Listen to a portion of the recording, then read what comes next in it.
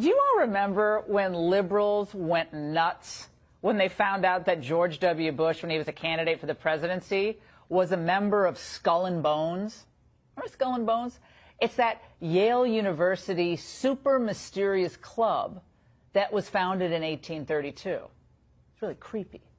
Well, it turns out that according to an informant, anti-Trump FBI investigator Peter Strzok and his gal pal FBI lawyer Lisa Page spoke in text messages about a secret society within the FBI itself that would convene apparently off-site, presumably, I don't know, to discuss things like insurance policies and other benevolent matters involving Donald Trump.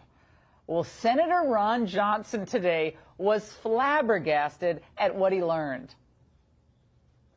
What this is all about is further evidence of corruption, more than bias, but corruption at the highest levels of the FBI and that secret society. We have an informant that's talking about a group that were holding secret meetings off-site. There's so much smoke here. There's so much suspicion. Are there similar individuals, highly biased, political operatives, burrowed into the Department of Justice as well? Well, you combine this with the suddenly missing 5 months of texts between the two lovebirds, and you do have a full-blown corruption scandal on your hands involving the very people who were leading the investigation into both Mrs. Clinton's private email server and the Russia collusion nonsense involving Trump. I have a question. How are heads not already rolling just knowing what we know now?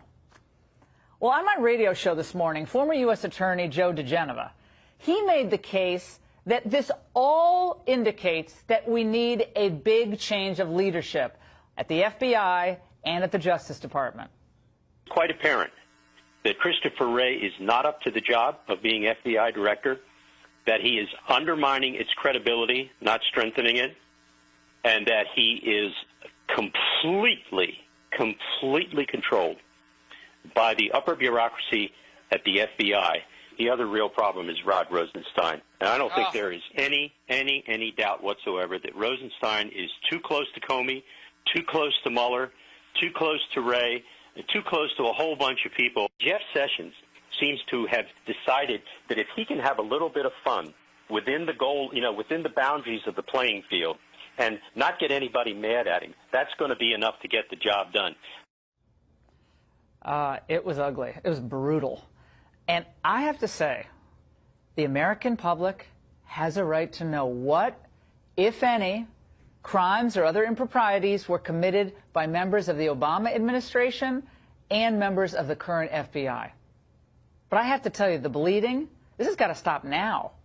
And the DOJ and the FBI, they have to be purged of anyone actively working to undermine the Trump administration with a political agenda, of course, and be purged of anyone who refused to remove those or report those committing this type of wrongdoing, who's serving from the government. They shouldn't be serving the government at all.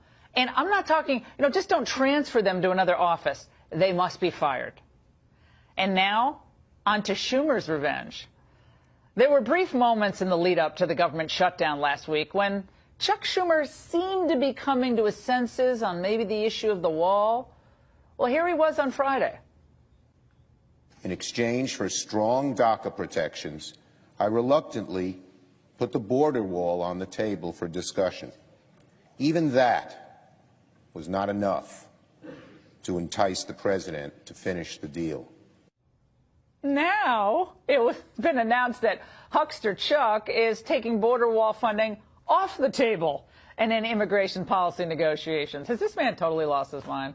I mean, he just had his political clock cleaned for this ridiculous government shutdown that got him nothing. And now he's going to take away the one immigration must-have for Republicans in the White House? I don't think so. Oh, and as for the moronic Flake Graham Durbin bill that Trump nixed last week, and that all led, remember, to Schumer shutting down the government in that big hissy fit? 2 weeks ago, we outlined a path forward on 4 issues: serious border security, an end to chain migration, the cancellation of the outdated and unsafe visa lottery, and a permanent solution to DACA. Unfortunately, the Flake-Graham-Durbin Agreement does not meet these benchmarks. In fact, it would not secure our border, encourage more illegal immigration, increase chain migration, and retain the visa lottery system. In short, it's totally unacceptable to the president and should be declared dead on arrival. Oh, I love hearing dead on arrival when it comes to a bad immigration bill. Building the border wall was not just the president's signature campaign issue. It's what the American people want. Remember that new Harvard-Harris poll we told you about last night? A lot of people haven't focused on this. It showed that 61% of those surveyed feel border security today is inadequate. 54% of respondents want a wall or other barrier built across the U.S.-Mexican border. Couldn't be clearer. And while Americans do want to help the DACA people, I guess, and give some kind of protection to them, they don't want to be left defenseless to do it. That makes sense. Look, Chuck Schumer is under enormous pressure these days. A host of left-wing interest groups are insisting that he resist the president and fight him on everything, including immigration. Now, why are they doing this? Because they want to see the dawn of a new governing majority, and it's coming across the border. In the spring of next year, we're going to talk about this later on with Coulter, California will begin automatically registering any adult who obtains or renews a driver's license to vote in the state. Now, California has been granting driver's licenses to illegals since 2015.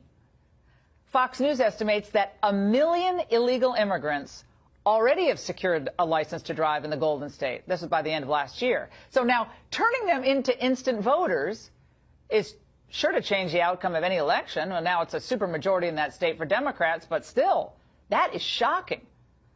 And speaking of these issues that the president and so many of us, and I know so many of you really care about, you hear a lot about chain migration, but I thought it was really important for you to understand what it is, how it transforms the country, and why it must end, also part of the Trump must-haves on immigration. This is a White House graphic that we share with you exclusively tonight. You can see it. For every hour, the U.S. settles enough migrants to fill a small auditorium. That's really small print, isn't it? Every day, enough to fill a large high school.